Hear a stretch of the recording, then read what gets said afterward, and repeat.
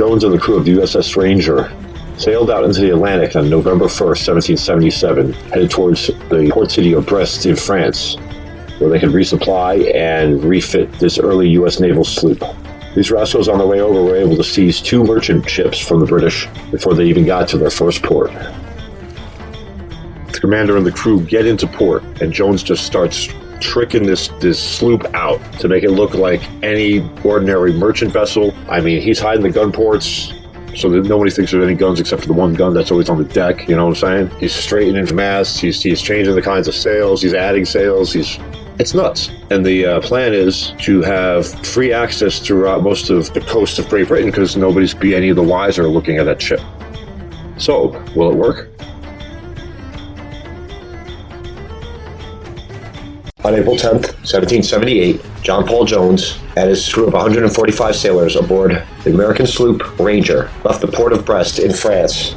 After refitting more like a British merchant vessel, the Ranger had much more freedom roaming the waters around Great Britain. It took but 12 days for the Ranger and her crew to make John Paul Jones infamous in the British Isles. With murmurs of mutiny rumbling under decks, Jones knew the only thing to appease his crew was booty.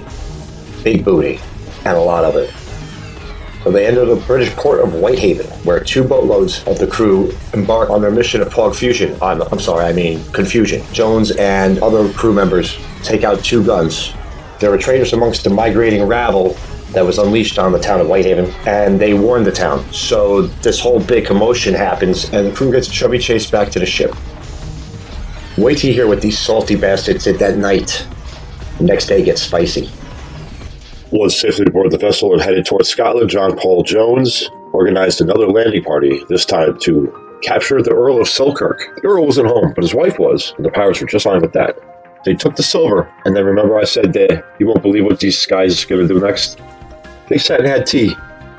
They had sit-down tea in the estate with the wife. You know, upper class, above board, British bullshit. Those were just the pirates from Piscataqua, returning to the Piscataqua. So it's these dudes from the Piscataqua River in the Americas, in New England, having tea.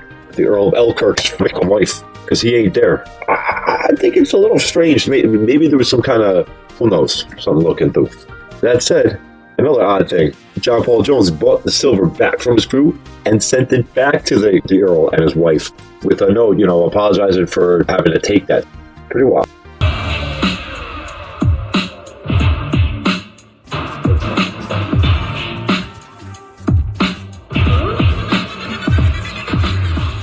Okay, before anybody asks, the Commander John Paul Jones videos, I make a little off joke in the middle of the second one.